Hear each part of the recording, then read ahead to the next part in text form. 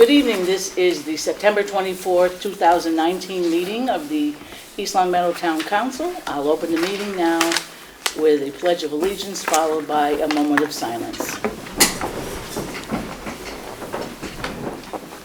I pledge allegiance to the flag of the United States of America and to the republic for which it stands, one nation, under God, indivisible, with liberty and justice for all.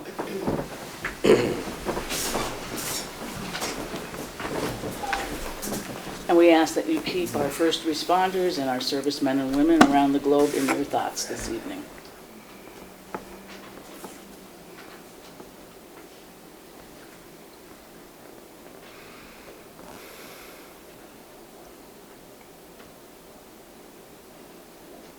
Thank you.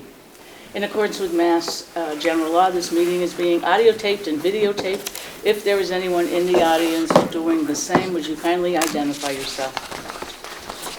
And seeing none, we can move on right to our next item on the agenda. Oh, yes, let me pause and say, you may, if you're in the viewing audience, notice that the chair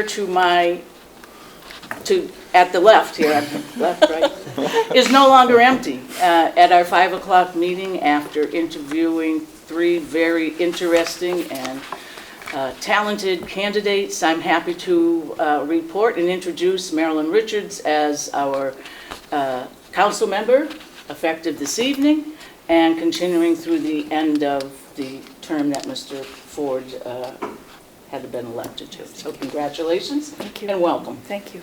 Hi, everyone. Mr. Florence, any public comments this evening? Nobody had signed up this week. Under council comments, I have a comment, and it's a big one. This is a special, kind of a milestone meeting this evening for our town clerk, Tom Florence, who has last month tendered his resignation to accept a position in the private sector, and Mr. Florence will be leaving the employment of the town of East Long Meadow on next Monday, September 30th. He has been the town clerk for the town of East Long Meadow since 2003, Correct. heading into nearly 17 years. This is bittersweet for every single, I'm looking at the live audience, and I know all of you here, and many of you viewing from home have interacted and worked with Mr. Florence over the past year. So it's bittersweet that on the one hand we wish him well and good luck, but on the other hand it is a sad day in government for the town of East Long Meadow. That said, I want to, on behalf of the council, recognize Tom with a proclamation this evening.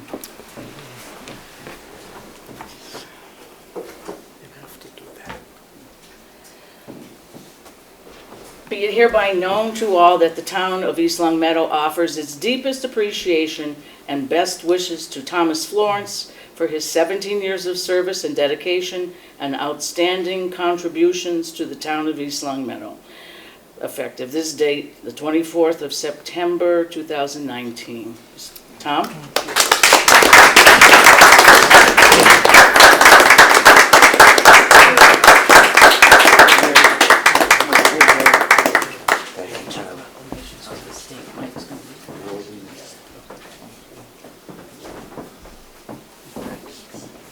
I'm going to miss you. I also want to mention that the proclamations reach far and wide, all the way to Beacon Hill. So I'll ask Mr. Kane if he could please read the proclamation from our state senate. Here we go. Dear Tom, I want to take this opportunity to thank you for your service to the town of East Long Meadow as our town clerk for over 16 years. You stepped up to this position at a critical time in the town history.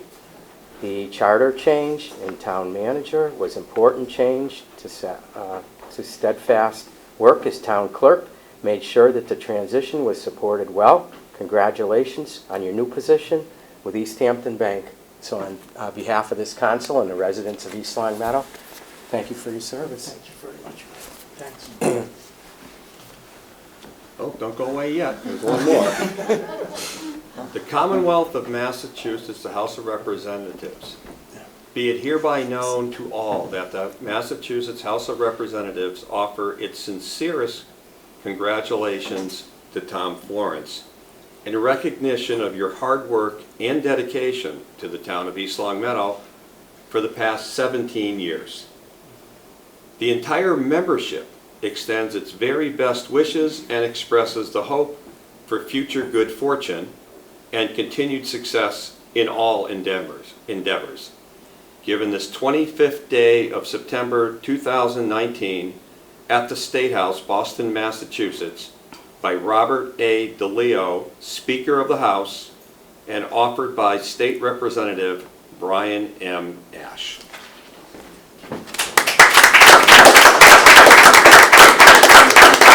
Just one more thing. When you go into Town Hall and into the collector's office to pay your taxes, you probably have noticed that on the wall are the portraits of all of the previous town clerks in the history of this town. And so Take on a behalf picture. of the council, yours will be hanging there shortly to take its rightful place. We have made arrangements with Robert Charles Photography for a portrait sitting for you, and I'll be speaking with you tomorrow about those details.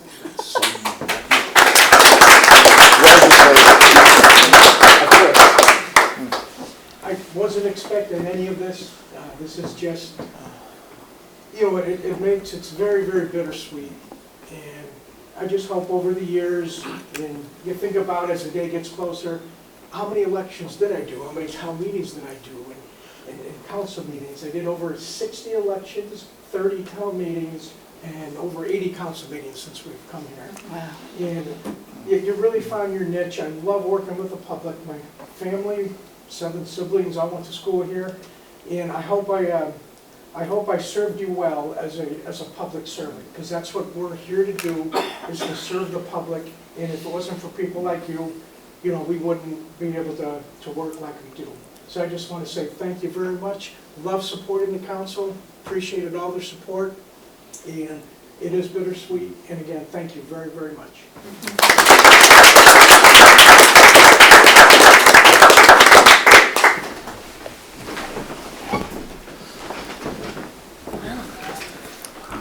Okay, moving along on our agenda here, we are at Town Manager's Report. Oh, thank you. I just want to echo your kind words about the town clerk. I've only been here a month, but he's been wonderful to me, helpful every single day, as has his staff, Jeannie and Mary. But, you have a reservoir of information that's accurate and reliable, and it's a real gold mine when you have an asset like that one door over. So I will certainly miss him too, a great deal. I prepared a report that you have in your package. I don't want to insult your intelligence and read it, but I just want to give you an update of what's been going on in my work life. The HR problem is really, I don't want to overstate it, but it's enormous. And I've spent most of the time in the last 4 weeks working on almost nothing else. We did hire the consultant that I mentioned at last meeting. Her name is Elaine Grimaldi. She's got a terrific resume in HR. She's worked in private industry mostly, but she has also some municipal experience. Her value is already very evident, at least to me. She's been on site perhaps 6 or 7 days, and her office is never empty. I mean, every time I walk down the hall, someone's in there, either a department head or an employee, asking her questions, asking her advice. It's almost like I've created a monster, because I want her to do things that are more global. I want her to help us prepare a personnel policy manual that is sort of half completed, but since it's not fully complete, it's not valid, and it's going to form the basis for a lot of other HR decisions that are made. Currently, a lot of the issues that we have in town make reference to the policy manual for determination if there's a disagreement on a certain thing, but I don't feel confident, since we don't have such a document that's been universally distributed or acknowledged by our staff. So there's nothing really to rely on. So I want to use her for larger issues. But at the same time, I don't want to take away her expertise and her availability from the people who need her day to day. So we're just trying to balance that because her schedule is limited as well. But I did bring her, invite her to the department heads meeting, which was held last Wednesday. And she received a very warm welcome from all the department heads who were present. Again, that evidenced to me how much of a desire everybody in the building and the outbuildings seems to have for that position to be filled. So we're working on building that department from the ground up. We have a very good benefits coordinator, but we need administrative help and we need a director ultimately, but we want to get the building blocks in place. So that's been the focus, and I think we're making good progress. Last meeting, you also authorized me to offer the position of the administrative assistant to the town manager. And I had selected a candidate. I was struggling between what I was calling candidate 1 and 1A. And I offered it to candidate 1, who accepted it before she rejected it. So we thought we had a fix in place, but we don't. So I then somewhat sheepishly had to tell candidate 1A that she was up, and she's going to give me an answer tonight. She was in today and was interviewed not only again by me, but with Elaine's help to add a few other questions. So I think she's going to come on board. It will unfortunately delay a smoother operation of the town manager's office until October 15th, because that would be her 2-week notice. And I don't want to identify her by name just because she hasn't given notice yet. So that's moving along.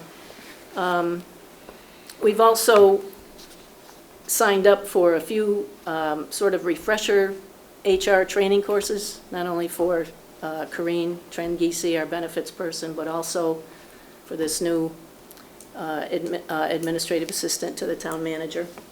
And I think I might go to, I mean, I have not insubstantial background in HR, but I think it's always valuable to learn something. So the rest of what's in my report is kind of a bullet point of what each department represented at the meeting last week. And they're incomplete sentences, I recognize that, I don't want I anybody didn't want to mention worry. it. I do have my red pen here. No, I was fully aware of that, but thank you for pointing it out. There are some departments you'll see are absent from this list, and I don't want to be coy with anybody, but certain department heads were unavailable that particular day. So I only reported on the specifics of the departments which were present and had a representative there. I must say, echoing what I've heard many times before, the collegiality among the department heads is very good, and I think the town's really well served, and I think it's going to help you float through this interim period of a town manager, because you do have very strong building blocks in place in each department. They were highly complementary to one another. I don't know if that was for my benefit or not, but they were very aware of obviously what's going on in their own departments. They were very willing to praise work of other departments, and I was very impressed with the interaction between them. Unfortunately, the police chief was at some training, so he wasn't there. The fire chief, I believe, was on a day off, but I have met with both the police and fire chief on other matters on a more regular basis than I see some of the other department heads. I know the fire chief's here tonight to talk about the ambulance issue and the increase in certification that some of his firefighters have recently acquired to paramedic status. So I'm going to leave that to his presentation, if it's all right with you. Building wasn't available that day, and our health coordinator was out due to a sick child. But overall, I think everybody has their work in queue. They're keeping me informed. I've signed dozens of contracts since I've been here in the last couple of weeks. I think people were kind of accustomed to just putting stuff in the in basket and expecting it to come right back, but I've been reading everything, so it takes a few days sometimes. I don't think I'll ever get over that. I don't think it's appropriate to get over it, really, but since some of this stuff is being read, obviously, for the first time, a lot of it's just grant acceptances and things of that nature, but everybody seems to be getting along well and cooperating and understanding the various roles that are in transition and working together for the community. I made some introductory remarks at that department heads meeting about how important it was to me that everybody recognize that they're in this for the community. I mean, that's who we're all serving, and they're doing it very well, and I hope that continues. I have no reason to think it won't. So the cooperation has really been very gratifying, and I guess some of that credit, if not a lot of it, is due to your modeling of behavior too. I'm hopeful, but I believe that the department heads take their cue at times from community figures like yourselves, and if they see a spirit of cooperation, then they can enact that in their own behavior, and hopefully we'll continue to get that. I'm getting a plethora of it, so I'm very pleased. So that's it for me. Thank you. Any questions from the council? Through the chair. Yes. I just have one question. DPW. I keep getting multiple people asking what streets are being paved. I know Parker Street, there's 3 Ps. Parker, Prospect, and Ps were mentioned earlier. I wasn't sure if there's any others. Bruce was at that meeting, and he mentioned those two streets in particular. I don't think he mentioned any beyond, but I'm sure he can. I can get you that information. That'd be awesome. Thank Sure. you. Okay, we are at approval of minutes, and in your packet, you have the September 10th, 2019 open session minutes. If you haven't had a chance to look them over, please do that now, and if there are any changes or deletions that you would like to mention, please do so.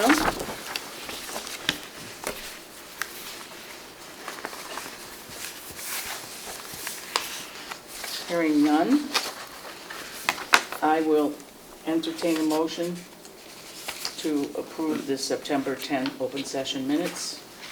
So moved. I'll second that. Motion's been made and seconded. All those in favor, please say aye. Aye. Opposed, please say nay. One abstention. And abstention, Abstention. 2 abstentions. So we are at 502. Thank you.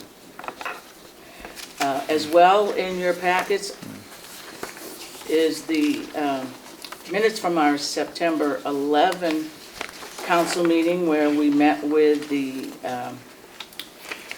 consultant group conducting our search for a permanent manager. Again, if you have any items to bring forward about the minutes, please do that now. Mr. Ham. I would just want to congratulate Jeannie on this wonderful job that she's done on both of these minutes. I couldn't see anything to change, nothing. She's It's good. a master at the keyboard and memory for details. I'll entertain a motion to accept the September 11, 2019 minutes. So moved. One sec. Tom got it. Motion's been made and seconded. All those in favor, please say aye. Aye. Opposed, please say nay. Are there any abstentions? Abstention. We are at 601. I'm finished. I knew I had that information, Councilor Page, and I found it. Pease Road is partially being repaved. Parker from Pilgrim to Fernwood, and Prospect Street from Chestnut to Pembroke. There's another P. That's what Bruce Three put of in them. his memo for the department heads meeting. No, not Pinehurst. And one other thing that I found out after I prepared this little report is that the NAGE has petitioned to become the sole bargaining unit for the civilian dispatchers. I'm meeting tomorrow with their representatives to have an initial discussion about that. NAGE. And NAGE is National Association of Government Employees. Okay, we are moving to orders of the day. The first one is licensing matters, and in your packets, we have requests for the approval of a one-day liquor license for St. Mark's Episcopal Church for a Mexican dinner on October 5th from 5 to 7:30. As you can see, everything there is in order. So I will entertain a motion to approve. So moved. Seconded. Motion's been made to approve a one-day liquor license for St. Mark's Church for a Mexican dinner on October the 5th.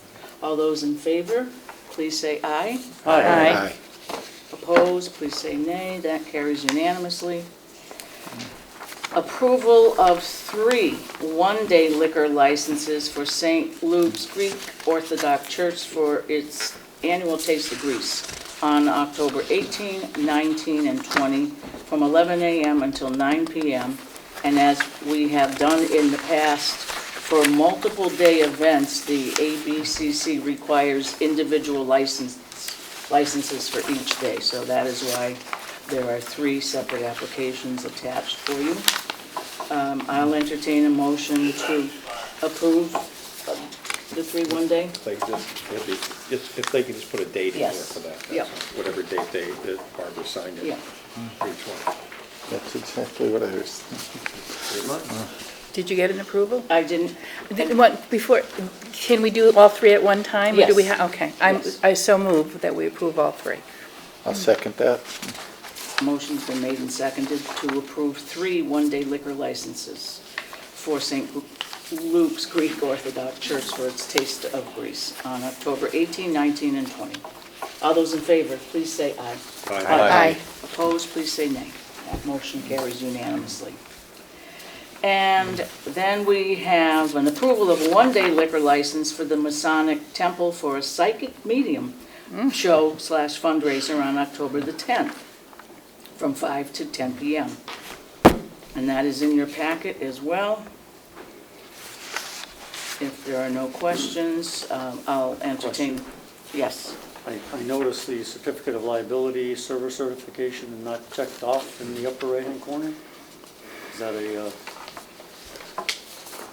It usually comes to us only after Jeannie has secured the sign-off on all the various That's departments. an oversight, I didn't check, but it's there, there's a number there, I need to check the numbers online to make sure it's still there is? Okay, thank you. Thank you. All those I'll entertain that motion to approve a one-day liquor license for the Masonic Temple. So moved. Second? There's a fee waiver requested too for that, I believe. There's a fee waiver request. My understanding was, oops, there we go. And that wasn't included, would you like me to read it too? Yes, please. Okay. Please request that the board move the one-day permit fee due to this event being a fundraiser for Corona Chapter, Order of the Eastern Star. This group of women is chartered out of the Meadows Lodge, which means the event's location. The Order of the Eastern Star is comprised of women related to Freemasons. Each year they choose a cause to which they will concentrate their fundraising efforts and then donate to, like breast cancer research or the Heart Association. This event will support them in their efforts. I hope you will consider waiving the fee in support of the good works these ladies do. Sincerely, Ken White. And I omitted that by error in your there. Okay, thank you for that. So we need to do that in 2 motions. We'll just approve the license, or you can wrap it in with a fee waiver. And we typically waive the fee when there's going to be public good or civic good coming from that. And obviously that explanation is appropriate. I move we accept the liquor license, one-day liquor license application for the Masonic Temple on October 19th and waive the fee. I'll second that. Motion's been made and seconded. All those in favor of approving the license as well as waiving the application fee? Councilor Henry said October 19th. It's October 10th. October 10th. It says the It 19th. says the 19th. 19th on this. Event, That was right. event date, 10/19. Oh, So when is it? The application's the 19th. It's October 19th, Oh, sorry about that. oh, so there's a typo on the agenda then? Yeah. right. Okay, so So Okay, the that's motion good. was correct. the motion's correct. Sorry about that. Perfect. That's All okay. right, so we're good to, all those in, Discussion? Discussion? sure? The previous two votes that we took on the one-day liquor license, one for St. Luke's and one for St. Mark's, Yes, were those waiver? only if they ask. Okay.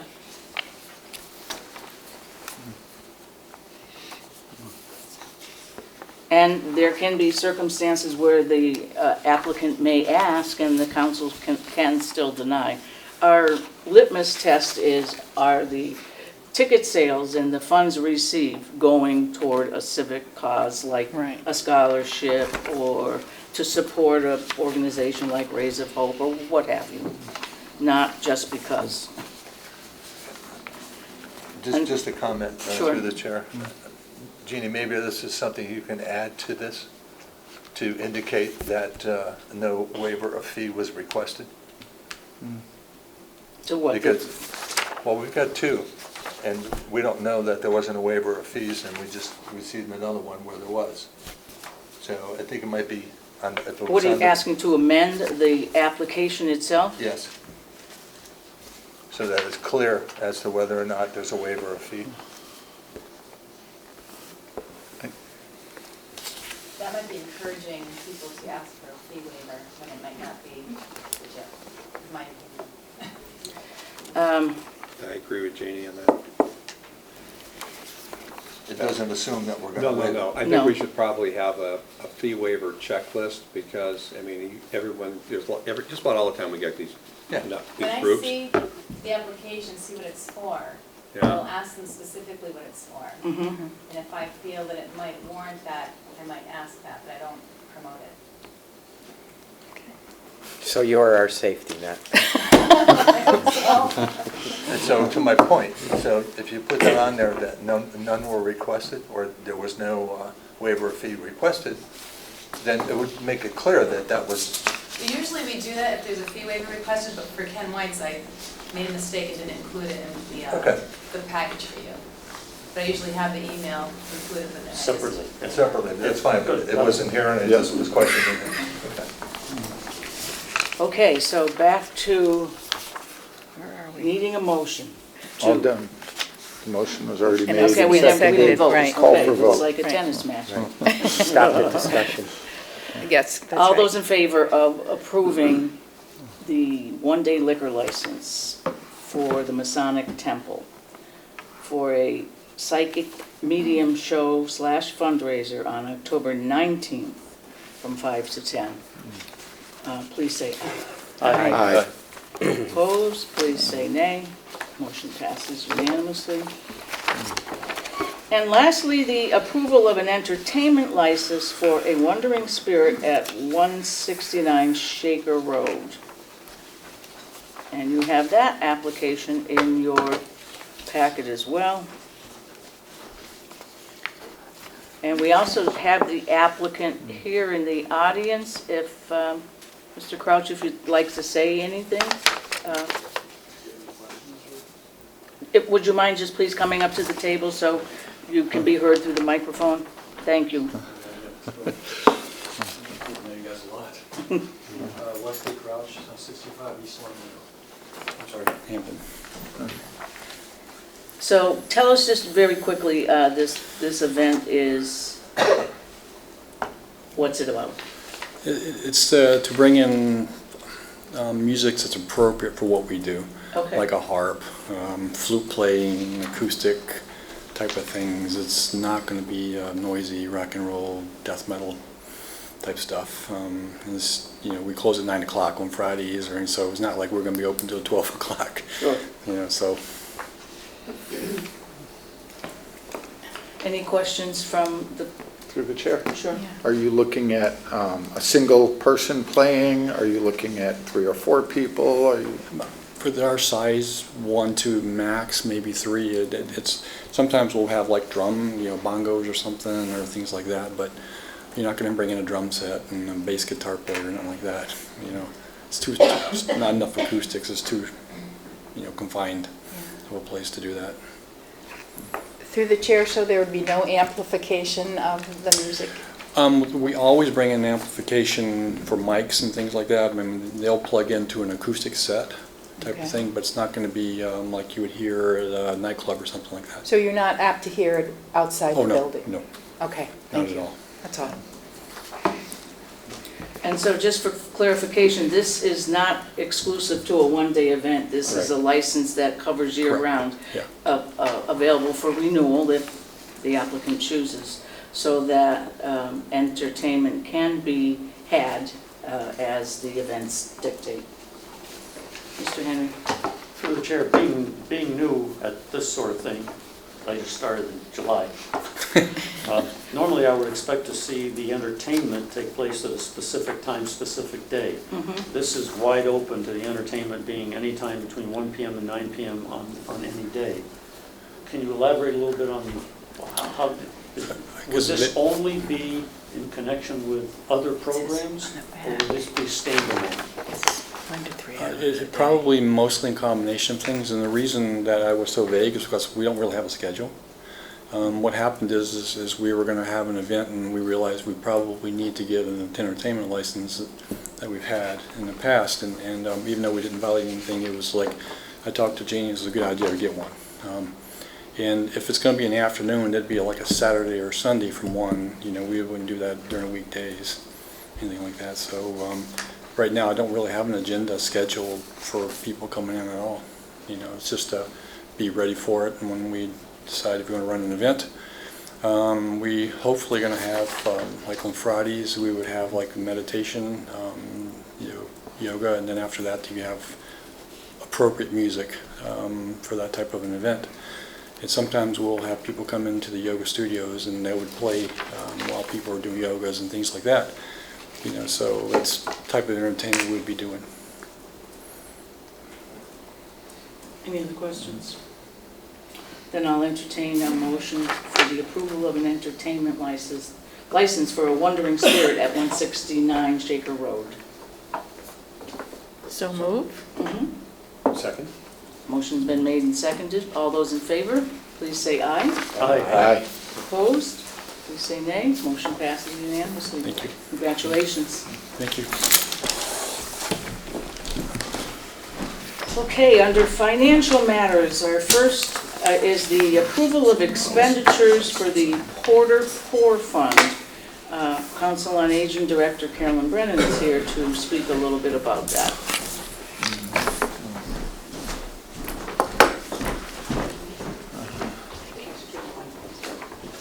Thank you. So I'm sure if you've been here any length of time, the name of Porter is very familiar to you all. And in his will, when he passed away, he left money for a few different types of things in the town. It was many years ago, and so we don't have a whole lot of information about it.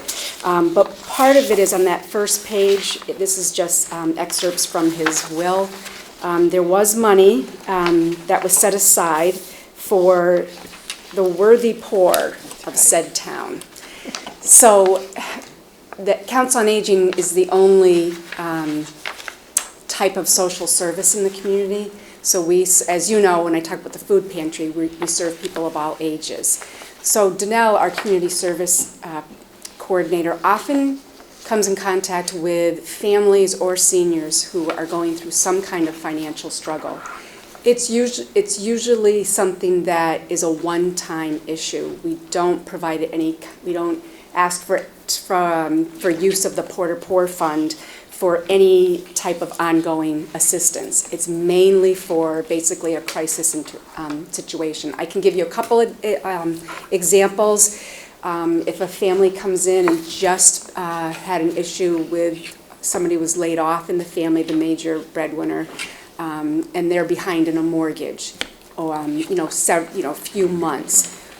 We would assist them in one payment, and that's it, just to get them out of a bad spot, situation. Another issue we had just recently was a woman who had very fixed income and was in basically financial crisis. Her furnace broke down and could not be fixed, and it was one of those days it was just unbearably hot, and so we took money out of that to fix that. Actually, we had to replace the furnace. We did get some assistance from HAP, Housing Allowance Program, with that, but that was to help offset it. Another example might be housing. We worked with Public Health this spring for someone who his house got condemned and he needed to get out by 4 o'clock. And so we put him up in a motel for 2 or 3 days, just to help get him through till he could find some housing. So those are some of the examples, but each year we do have to ask for the authority to use a certain amount of money. Some years we use more, some years we use less, but we typically, for the past several years, right, Tom, have asked for about $3,000 just to be authorized for us to use for those. It's under the Council on Aging jurisdiction, but you give the authority for us to spend that. And also, they can't just come in and say, I'm struggling. Just like the food pantry, they come in and meet with Danelle and go through, she looks at bank statements, she looks at everything to make sure that it's an authentic request, but oftentimes it leads into other services that she can refer them to or set them up with. So you're just looking for authorization for up to $3,000 Yes. to be drawn from this For this trust year. fund? Yeah. I don't want to say endowment, but trust fund. Question? Yes. Do we know the amount in the fund? I think what I have, I do. excuse me for a minute. No. Yes, Is it the of bottom course. number here? I'm not This is sure. my account specialist. I think it was like 50,000, I'm not really sure. I asked Mr. Florence that curiously because I knew Yeah. it would come up, and the answer was $42,703 July 1st. as of July 1st. So it's 42,000 change. Yeah, almost 40. That is pretty impressive. And I asked that because when I was on the Board of Selectmen, we dealt with the Porter Poor Fund, and we were responsible for same type of designation. Right. And I'm happy to see it's still Well, it must earning, be generating invested in a way that interest for us so that we can continue to, support. Started off with 5,000, so that's Right. pretty, And it was 18,000 in Yeah. 1987. yeah, and what a great thing for the town to have. I don't know, a It lot of is. towns Yeah. have that, so it has helped so many people, and it only serves people in town. That's wonderful. Nice to see it, thank you. Pat? So this is not in the 2020 budget? No, It's in a this is- separate account No. because it's a... we have a few gift accounts that are not part of operating it's expenses or separate. salaries. Anyone else? So I'll entertain that motion So moved. to approve up to $3,000 Right. from the Porter Poor Fund. It's a tongue twister. Some more peas, Ralph. Seconded? Motion's been made and seconded. All those in favor, please say aye. Aye. Opposed, please say nay. We have our blessing. Thank you. Thank you for that. Good work. That's awesome. It's good to know. Oh, If absolutely. you need any help, Ralph. Carolyn, is it fair to say that an individual in town who wanted to gift some money to that fund can do that?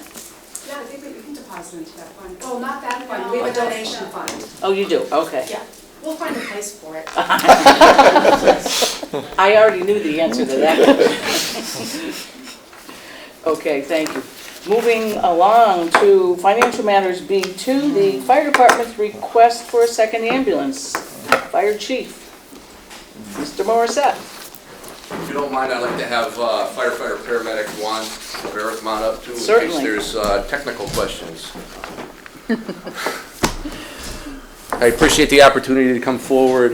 Similar to town meetings when we used to come before the town for fire department stuff. The fire department's really engaged in this project, and that's why you see quite a few of the members here tonight. I wouldn't be here tonight, first of all, without your support, and second, I would definitely not be here without their support. This project has been a great initiative taken on by the town, and without all of them standing behind me and helping me through this process, we would not be here. I come before you tonight to seek your approval to purchase our second ambulance. We talked about this during the budget process. I brought it up with the Financial Review Committee. I would have asked for it back then, but we can only budget for money that we have. I thought I wouldn't have that money until probably November, but collections have been going really well. The service has actually increased. So we have the money in place now, and then some. At the time I wrote the letter, it's actually gone up since. We are available revenue was $180,000 in the ambulance account. To purchase the ambulance, lease purchase the ambulance, it's $135,000 and change with fully equipped. Our first one was quite a bit less than that, but since then we have purchased all the equipment needed to get us to that paramedic advanced life support level. Our cardiac monitor, which you know is a capital project this year of $47,000. In the budget, we also purchased the chest compression device, Lucas it's called, and that's about a $15,000 item. The ambulance itself has quite a bit of equipment. We've outlined it on the second page. It goes into what it comes with. We were fortunate enough when we bought our first ambulance, we did have the extra air packs, which are about a $12,000 bill. We don't have spare air packs sitting around right now, so we need to make sure we have the air packs in the ambulance for the two techs, and also the portable radios. We had some extra portable radios when we purchased the first ambulance. We needed to buy those. So that actually brings the price up, and it does come with all. I'm going to say the Band-Aids and all that type of stuff. Working with Sarah and the Director of Finance, and how to go forward with this. She says put everything in the package and bring it in front of you folks. Ultimately, let them know what we're doing. As far as status goes, we did recently, as President Hill mentioned, as Mary had mentioned, we became paramedics a couple weeks ago. We didn't become paramedics; they were paramedics. We got our license a couple weeks ago, which is really has taken off. We've been struggling with AMR. It's no secret. They're struggling with their contract in the city. They can't staff an ambulance to cover the medics. Our medics are running. It's almost nonstop. This morning, for an hour and 40 minutes, we had 7 transports out of East Long Meadow. Unfortunately, we were only able to handle 2 of them. We were lucky enough to have Wilbraham come in for 1. National Ambulance, which is a pretty good company, came in for 2. And then Palmer Ambulance, because Wilbraham and Long Meadow, when it hits, they were both tied up with both of their ambulance services. It doesn't happen all the time, but when it does happen, it really happens. I think ultimately the circumstances worked out for all of us. The situation worked out, but it never happens one at a time. Usually we get a call and there's a second one. That's where I'm coming in front of you today for that second ambulance. We're still on target to hit over 2,000 transports totally for the town of East Long Meadow. Now that we're running the advanced life support level, we are going to be way over the 50% mark of that. These guys are just really putting the time in the training in to make sure they're doing it and doing it right. If I can answer any questions, I think you guys have had the packet prior. My question, Chief, would be, with the second ambulance, we'll need another cohort of people to staff it. Correct. So in the last paragraph, it talks about staffing the ambulance. Currently, we wouldn't get the ambulance probably in service until July next year.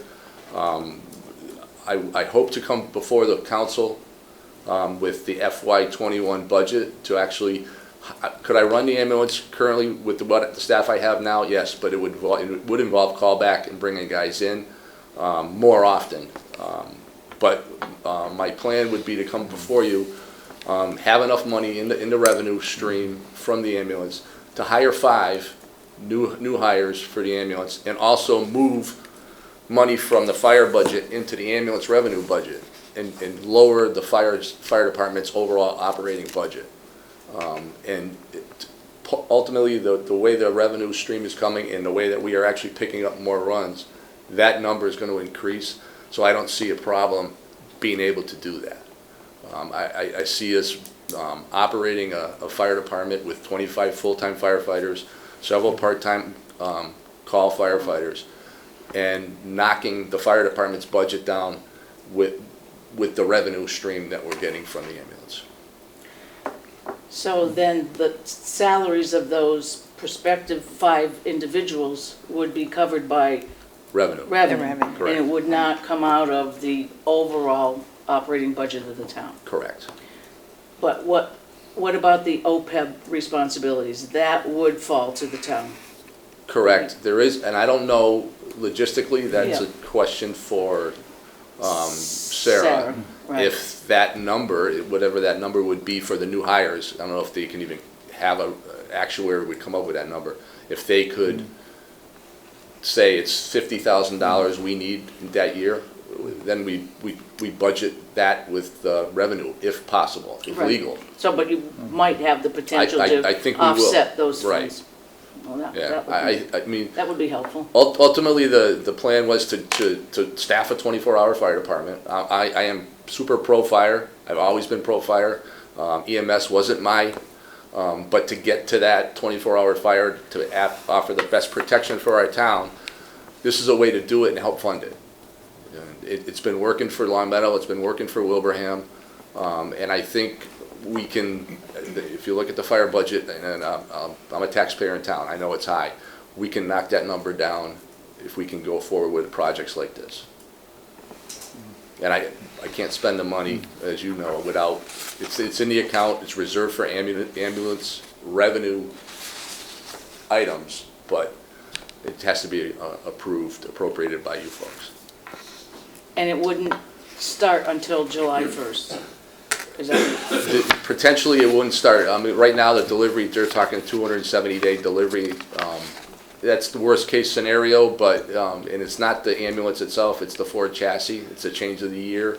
To get that Ford chassis, they're all ordered already, and so we would get in the stream. And if we got it in May, it's still going to take some time to us to get it loaded up and get it inspected and get it licensed for the road. So for practical purposes, July. it wouldn't be to the next fiscal year? Correct.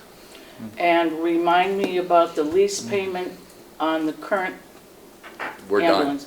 We're finished? We're finished. I Okay. just, this year was year 3 3. of 3? Okay. Year 3, and the bill was submitted 2 weeks ago, so I would imagine it's gone through the warrant process already. Yep. And it has been paid. Okay, so that's paid in full. That's Yeah. good to know. Yeah. Other questions for the chief? The draft budget you talked about, when will that draft budget be completed for? For next year, Yes. I'm pretty close now. There's a few contractual items. It's because it's a new contract. As far as some of the training stuff, I'm working on that now. I'm another 2 or 3 weeks. Uh-huh. Well, definitely before budget season. I'm hoping. I was hoping to have everything done for November 1st, but I can put a bigger push on it. Okay. Through the chair, I think that's important.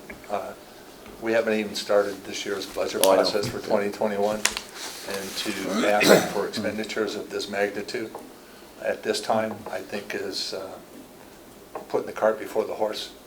We don't even know what the budget's going to look like. We don't know what the other departments are going to be requesting.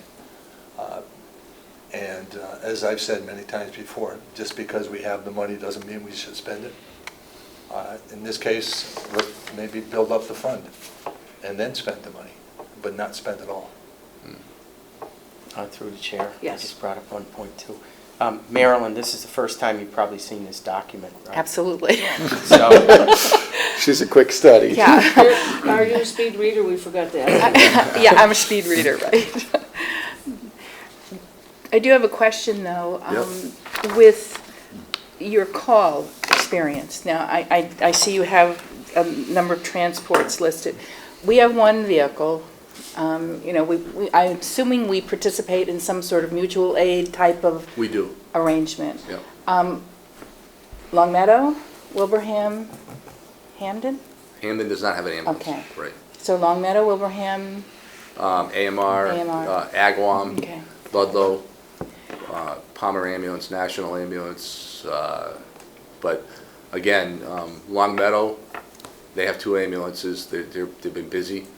Today, when we needed them, they were unavailable. Wilbraham was unavailable, Ludlow was unavailable. And Wilbraham has 2? Wilbraham has 2 and they have a spare, Long Meadow Okay. has 2 with a spare. Okay, and we only have We only have 1. We actually borrowed Long Meadow's spare today, ours had to go in for some service work for a couple hours this morning. Because I just was trying to get a handle on if we, you know, had a better complement of ALS service. Yeah. You know, would we get more frequent calls to other communities where it sounds like they're picking up the slack for us. They are, rather than definitely. us picking up the Right. slack for them. Right.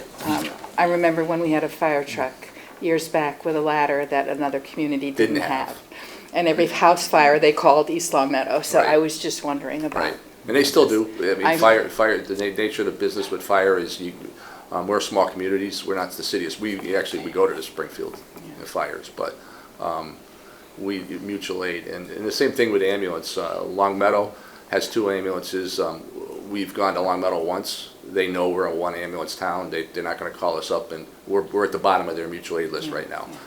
Having 2 ambulances, will that change? I would think so. We've used them quite a bit in the past year. We needed their support.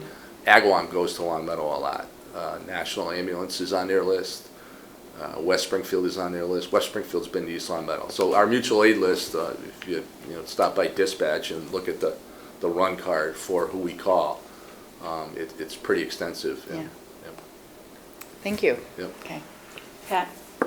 I've known the chief since J.C. days when we met in the old fire station Yep. on Center Field.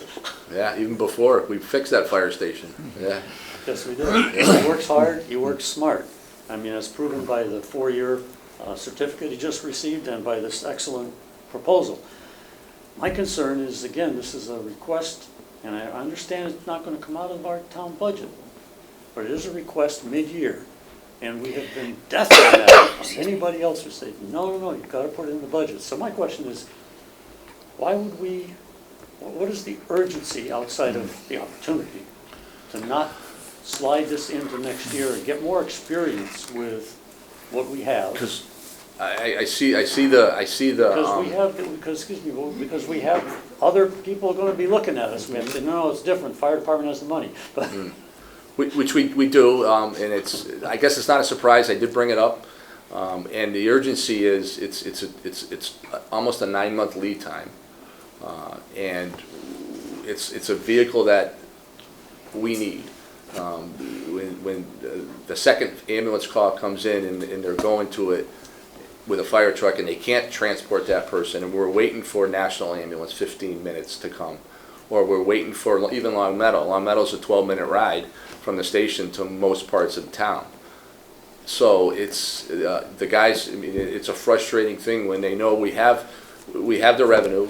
It's in, and I understand it's not something I'd like to do. I wasn't saying, oh, we got some money. I'm not that kind of person in my house. I'm not that kind of person at work. We've got our budget, and I know we have to work with it.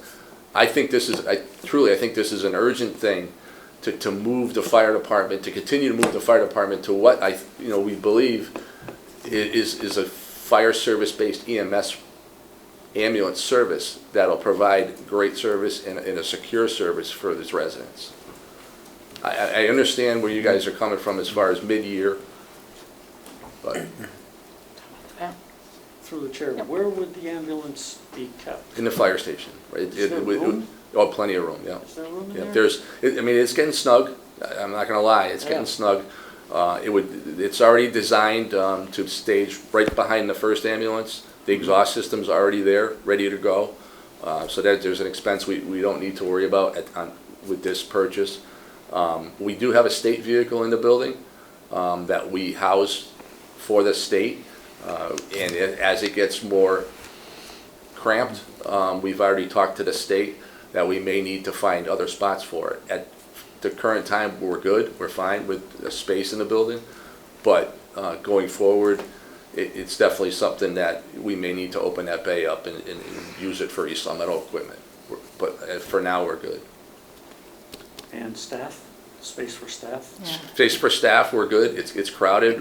We're working on a locker room revamp. Modification. The locker room's 22 years old, and it was designed with 9 or 10 full-time, 9 or 10 full-size lockers and a whole bunch of half lockers.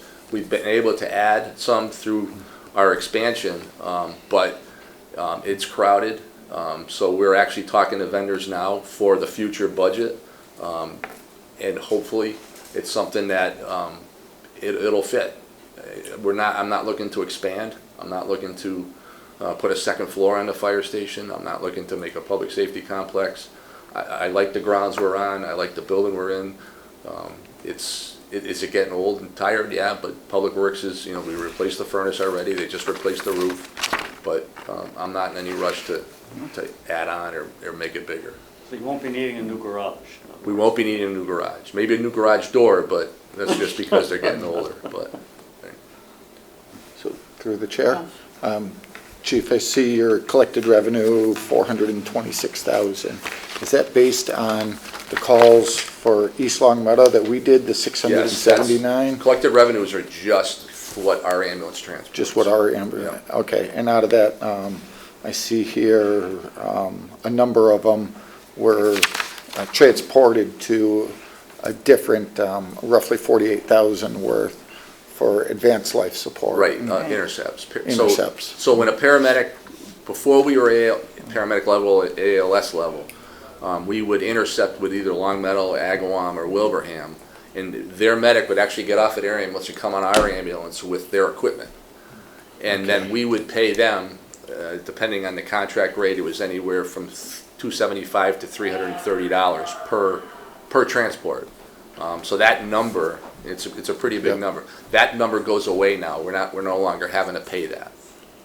And I notice multiple times, I used to see the ambulance and then the fire truck, or the fire truck and the ambulance. Yep. So am I assuming the fire truck won't be following the ambulance Depends on around the town? call. If it's a priority 1 call, which could be a cardiac arrest, difficulty breathing call,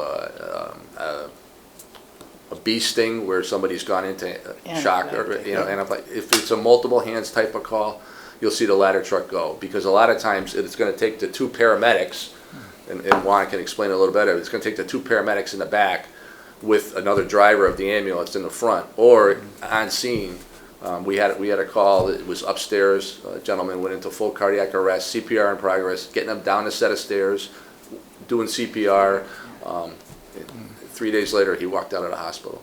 And it wouldn't have happened without that extra set of hands in that house. With a second ambulance, would it be the 2 ambulances going? Or No, would- absolutely not. Unless it was that type of call, or if it was some, a multiple mass casualty call. There'd be no reason to send both ambulances to a call. We would probably still use the fire truck and have the fire truck respond with them. All With based on- one ambulance, right. Through the chair.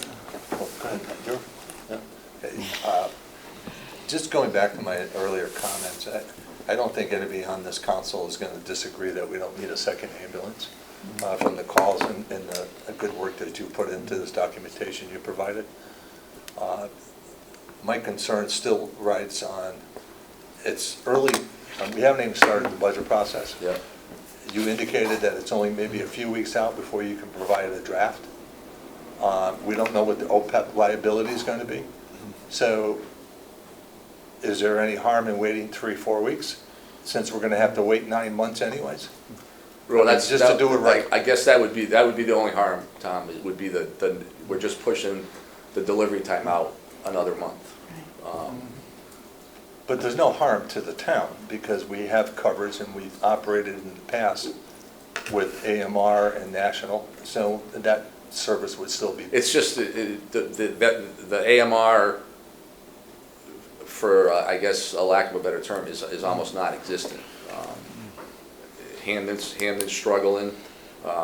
East, we are struggling. We're meeting with another agency this next week, and so if we're taking National from somewhere in the city, it's a 15-minute response just to get to the town line. If we're taking Wilbraham, I think if we have the ability to start the process, we should take that opportunity, and then again, it's a 270-day lead time based on the quote from the vendor, and my opinion, but I'm presenting it to you for your folks. Through the chair, what was the lease payment on the first ambulance that you said just got paid off? 91 and change. 91 and change. 91 and change, and that's paid off. That's paid off, yep. And if we approved this, would this money have to be spent immediately in order, like a first down deposit? It is on a first payment, yeah. It is a first payment. The rate changes, the multiplier changes if you do it at the end, and it just bumps it up some more. Where here you get a little Prepayment prepayment discount on the apparatus itself, not the equipment, but the apparatus itself. Yeah, through the chair, Paul, educate me on 5 firefighter paramedics, the lead time for those individuals. I mean, is there are they a group of young men waiting in the wings for these positions, or the training involved?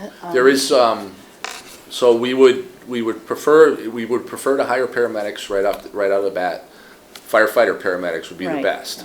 And my understanding is everyone that you have is a firefighter paramedic except for one. You have one. Everybody's a firefighter at least a firefighter EMT, except for one. One firefighter, right. And when we currently have 8, 9, 10. 8 paramedics, 2 per shift. Okay. And we have 2 just wrapping up training, one getting certified in the next couple of weeks, and then we have 2 in training. So we'll have 13 paramedics on staff. Would we like to have everybody a paramedic? Yes, but we can't. We've had some of the previous current employees actually went above and beyond and became EMTs, and did that. One, he doesn't want to become an EMT. He's a great hands-on person, but he doesn't want to do it. Anybody we hire going forward is either going to be a paramedic or have to become a paramedic. And the way the contract's written is once you're hired as a paramedic, you have to stay a paramedic. Now, you mentioned the 13. That doesn't include the 5 that you would like to have. It doesn't include the 5. So those 5, what's the lead time? I mean, you're talking, the ambulance is the lead time that we're talking about. If it was a July 1st, budget, Okay. they would start July 1st, and hopefully if they're a paramedic, they would start working right away. Because if we bring them in from another service, they need time on our ambulance riding with our paramedics to make sure that their quality and their level of service meets what we're looking for and what the hospital's looking for, quite frankly. We can't just bring somebody in that's from a different state or a different medical control and have them sit. So they would come in, and if they're not firefighter training, then when we could get them into the academy, that we would lose them for about a 10-week period. They would go in the academy and become a certified firefighter and come back out and not be part of it. So we wouldn't necessarily have 5 spanking new Correct. firefighter paramedics on day 1. That would be great, but probably not. Okay. I am going to say, though, it is different. We are, these guys can actually attest to it. We're getting a lot of interest from different agencies now. Oh, when are you guys hiring again? Now that it's up and running, a lot of the experienced people were like, this will never work. You guys aren't going to be able to do it. But now that we're 24 hours a day, now that we're ALS, and now that we have, it's working and we're busy. You go to Munson and they get their, few hundred calls a year and it's a lot of downtime. These guys don't have downtime. So. Thank you. Question, I mean, I'm thinking of a compromise. I know, Marilyn just got here, she's reading all this, and there's questions about OPEB and so forth, and our town accountant is out at the moment. What is the harm, as a compromise, just see if we can really amp up your projected figures on the budget and have this on our next meeting? I think that's a fair compromise, if we can do that. Have you back on the agenda. Sarah hopefully can tell us some of the OPEB numbers, and you'd be able to, I know you're working on the budget, Yep. instead of 2 weeks, maybe just a little quicker. And I think that, you're given, we're given, and maybe get this on next agenda. Yield my time. So I guess my question with that is, so the budget, the EMS budget, so that would be the 5 new hires, what I think would be the income, because I can't, Right. and I have a pretty good handle of what we're collecting now, and running the ALS level now and running the calls, it's gonna go up. So I can do that fairly, I can give you an estimate, but. Speaking of collections, Paul, what is the average cost to the patient or to the insurance company? So, For your runs. a basic life support, transport is about $1,100 and change, plus mileage. And the mileage is about $30 and change per mile. ALS 1, which is the advanced life support, the lower level, is about $1,800 plus mileage. And a ALS 2, which is the worst one, is about $2,800 plus mileage. I couldn't come up with those figures when I was trying to.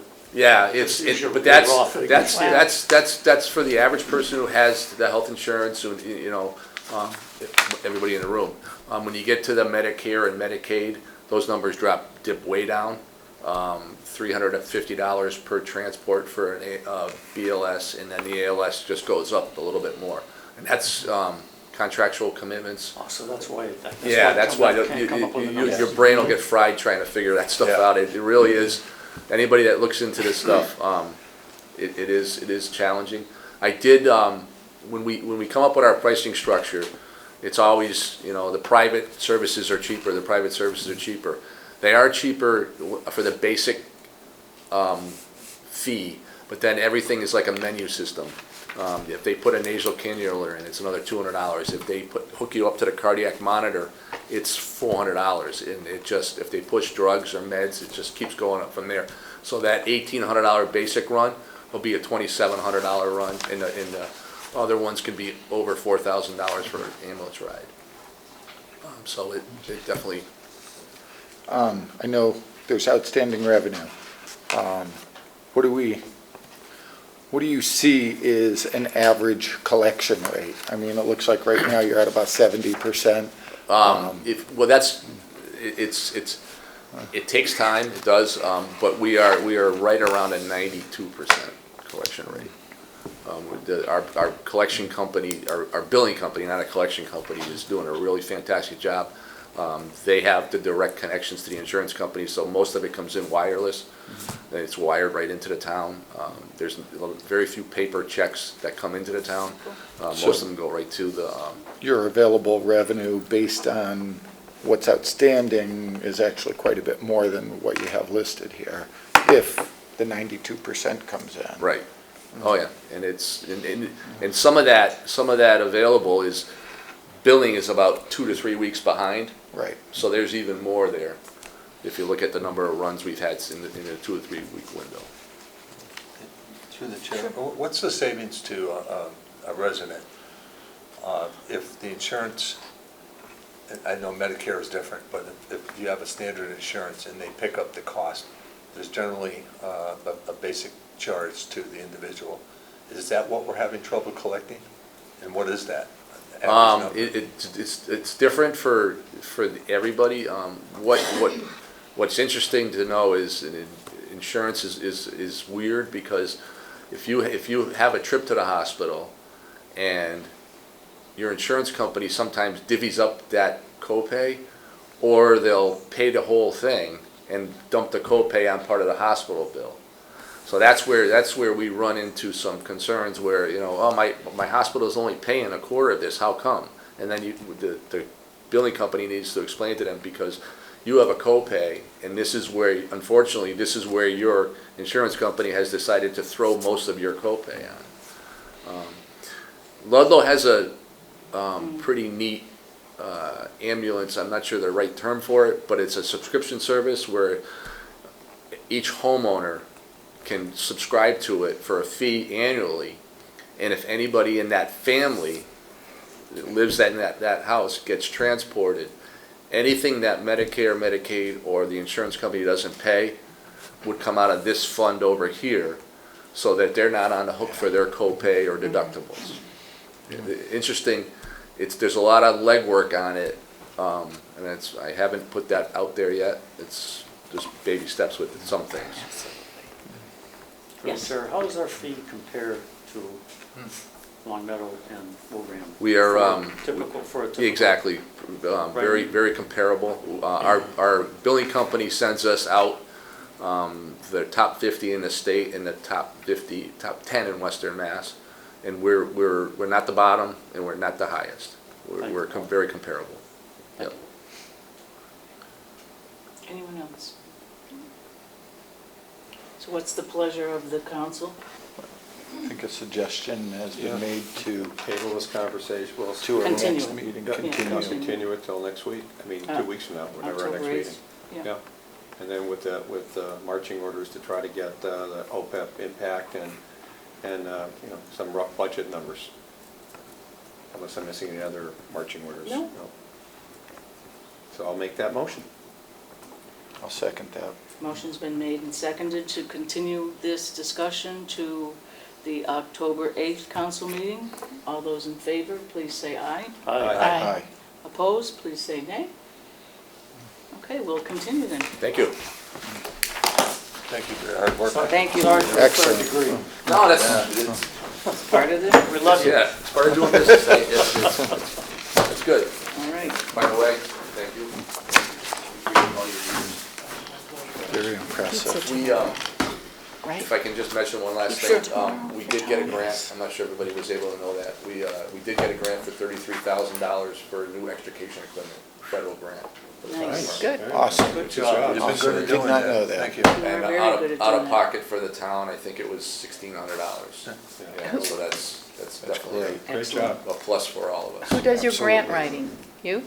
Myself, and actually this year I had some of the up-and-coming officers. I'm trying to bring them. Delegate. Good. Well, not delegate, Just but pass, a yeah, little it's training. that- A little Yeah. training. Wonderful. I'm not gonna be here forever.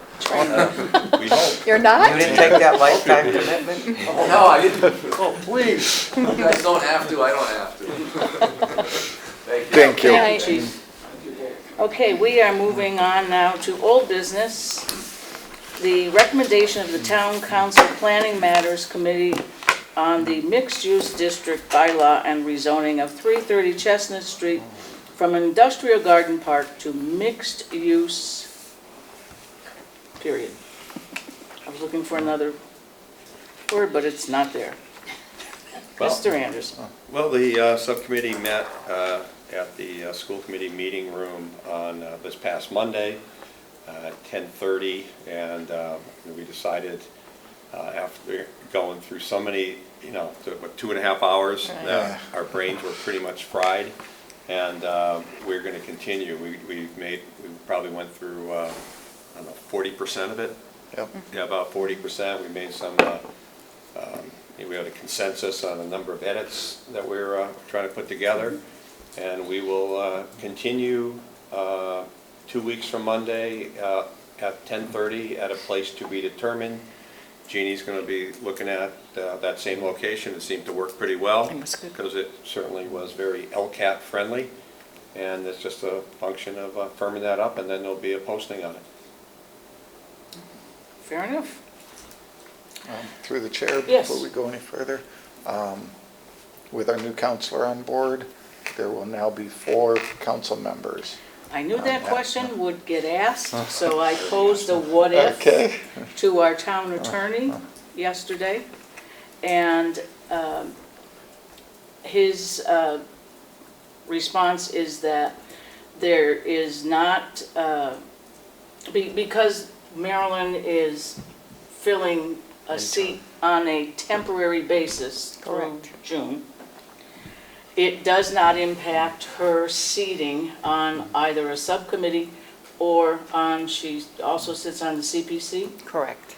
She can continue to do that. The only exception is on CPC, if the matter at hand involves their coming to the council for approval of monies, she can only vote in one place. Correct.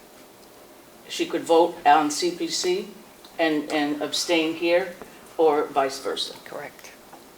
I have concerns only because on We have now planning 4 of us. matters, we have now 4 council members, and there will be votes taken on whether or not we recommend certain things, and with 4 council members, That's right. His advice is to do the same, if it comes to that. Just vote in one spot. So we just basically, one of the council members would abstain from voting, and so. Well, it would be have Marilyn, because she's the individual who's sitting on both? 2 bodies at once. Okay. I mean, we do have a really, really good committee, you know, I mean, so. All right, as long as the town council says it's fine, we'll just make sure that one of the counselors, when they're voting a recommendation, I'm still scratching my head on that one, Yeah. but. Well, and I am too. I mean, Kathy and I talked about the potential when I was just trying to figure out Right. what ifs, because I had Bill Kaplan wondering the what ifs in terms of my service on CPC. I promised him I would be there regardless of whether I was on the committee or not. If, as I see it, the subcommittee meets, they create a document that they recommend to the council, and that's when the actual vote takes place. Right, well, what we have is a document sent to us, and we'll likely, with all the changes, we will have to make, it's almost like town meeting, make amendments on the floor type thing. So, you know, suffice to say, with the changes that we're making, it's, you know, the subcommittee is not recommending it as presented by the planning board in its perfect condition. So we're gonna say, perhaps, again, I'm not trying to get ahead of myself, but. Well, it's a possibility. It's pretty obvious that Right. we've gone through 40% of it, and there's some changes to it. So it may not be to recommend in the 4 corners of the planning board's proposal. However, offer in the alternative, the subcommittee's version of it for conversation. would that not be considered deliberation? We're deliberating on a document that That's we're why I gonna was be curious what presenting. town and- council says it's fine, it's just a function of voting. I don't, well, let's take it under, I'll, I'm happy to do whatever you want me to do. I'm You know, you have just my. concerned that I No, don't want absolutely. something at the very end to be, oh, you guys Right. did this wrong, Yeah, let's- start all I'll- over again. I can work with I will, Mary and I'll have conversation, follow up on it. with Kevin to make sure that we're clear, because you're right, I we mean, don't want to we hiccup have been at the very end. careful in the past never to put more than Yeah. 3 counselors on any Right. specific committee. And like I said, Like, I once just, you became a town councilor, we made a switch. exactly. All right, well, like I We'll- said, we're we'll- still a week and a half away. Yep. We'll have an answer by the We'll 7th. sort it out. Great. Thank you. Okay, we are at the bottom here. We don't have an executive session planned this evening. Pat? Through the chair, Kathy, do we have an update for this group on the Zero Pease Road from anyone? Now, Pease Road, we already gave a recommendation, no, and it's being, the public hearing was tabled Right. pending resolution of some type of meeting requested by the land court between the parties, and that's why Attorney Martin tabled it. But that's where But we're at. Attorney Martin and It's only tabled for a month. Kevin Maynard are supposed to be working together to find some middle territory, I Was it like think. October 4th, or what was the meeting date? Yeah. They'll The be 4th back of on our October. October 8th. It's like the day agenda. after tomorrow, it's right there. Yeah, so we have to see what's worked out in the court. Because, Thank you. My vote hasn't changed. Dug in, are you? Okay, we are down to adjournment. I'll entertain a motion to adjourn. So move. Motion's been made to I'll second. adjourn. All those in favor, please say aye. Aye. Opposed, please say nay. We are adjourned at 7:26 PM and we'll be back in session on Tuesday, October 8th, 2019. Thank you and good evening.